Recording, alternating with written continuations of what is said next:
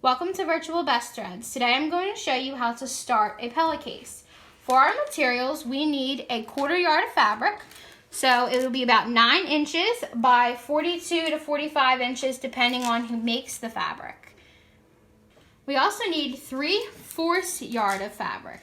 So that will be about 27 inches by 42 to 45, again, depending on who makes the fabric. With this project, we can also use a 10-inch cuff and a 26-inch body. All in all, you just want both pieces to equal 36 inches, which is 1 yard. I prefer, because I think it's easier to go to Joann's and ask for the fabric, I prefer a 1/4 yard and 3/4 yard. I think it's easier to remember that it equals 1 yard. For this project, we are also going to need straight pins. Otherwise, that's it, besides your machine threaded with a thread that kind of matches your fabric. No seams are going to be shown in this project, so it doesn't really matter, but I prefer to have it match. As you can see, my fabric's a little wrinkly, so we want to start by pressing our fabrics out. We want to get all the wrinkles out and make sure that they're nice and flat and ready to start sewing.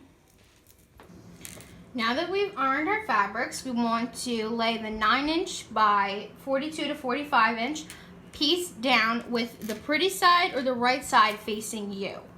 Then you're going to take your body of your fabric or your bigger piece, which is your 27 to 26 inch piece, and you want to lay it right side up right on top of your fabric. So mine's just green, so both sides are pretty much identical.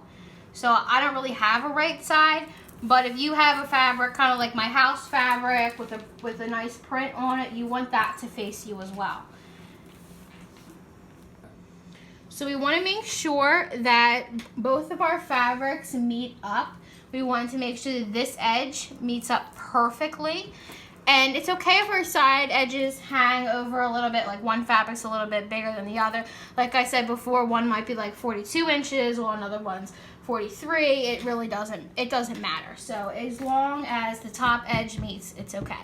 Now I like to throw a couple pins at the top edge to keep it secure. So I'm just gonna put a couple in the top just to hold our fabric together. Then you're going to take the bottom. So I'm going to take the bottom of my 27-inch piece, and we're just going to roll it up. Roll it up, and we're going to leave it right in the center.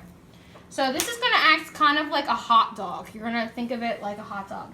So we're going to have, this is our hot dog, and this is our bun. So we're going to take our bun and wrap it around our hot dog so that all sides meet. Then we want to make sure that all 3 layers, so we have our body and our 2 cuff pieces, we want to make sure that they line up and that they all meet at the top evenly. And then you're going to pin.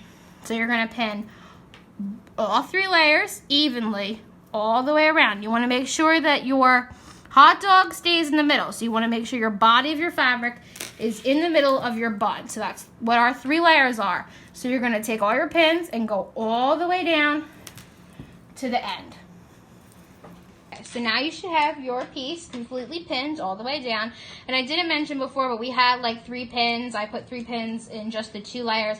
So I just took them out and re-pinned them so that they were in all 3 layers. Okay, so now we're going to stitch from here all the way to this end. It's okay, like I said, if we have a little bit of a overhang of fabric, we're going to start on our cuff piece because that's the most important of what we're attaching right now. So we can trim off that excess when we're finished. So we're going to start here. You're going to back stitch when we start, and we're going to do a 5/8 seam allowance all the way into the end. When we get to the end, we're also going to back stitch to reinforce our stitches. Okay, so like I said before, we're going to use a 5/8 inch seam allowance. So on my stitch plate, you can see that it says 5/8. So I actually have a guide where I can stitch.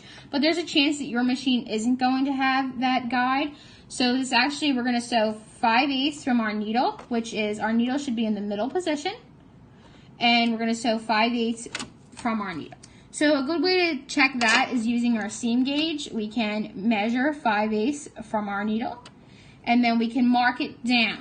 The best way to mark it down is a pretty cheap and easy way, is blue painter's tape. So where my 5/8 inch mark, I'm going to stick the blue painter's tape right down on my machine. It pulls up nicely, so you don't have to worry about that.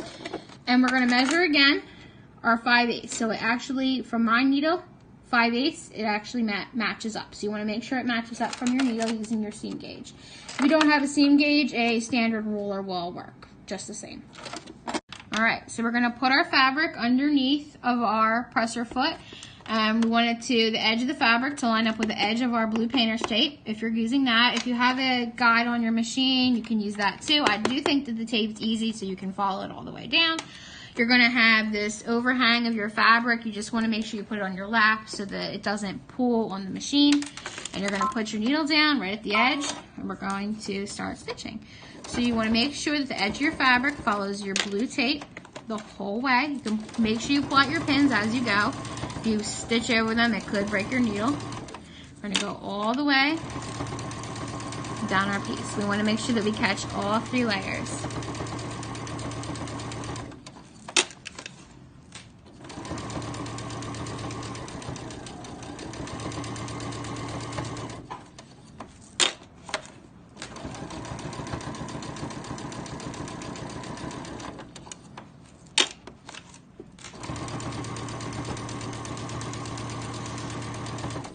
Pillowcases are also really great gift ideas. Everybody can use a pillowcase. So you can make matching sets for people's beds. They make good Christmas gifts, good birthday gifts, good anytime gifts. You can change out the one on your bed every holiday. They're just a really quick and easy project to whip up if you need something quick.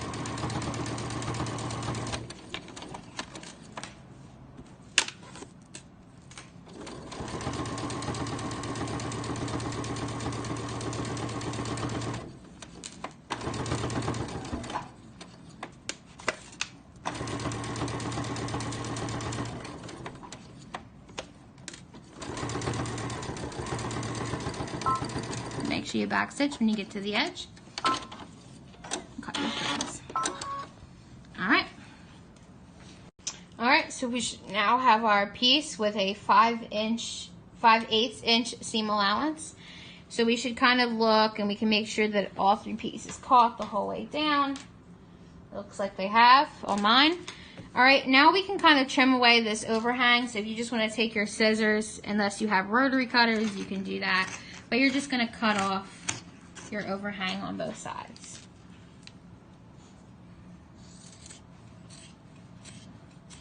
If you have any, you might not. All right. So now we're going to reach in and find our hot dog. We're going to pull it completely out. So we want to keep pulling and pulling until we get it out the whole way.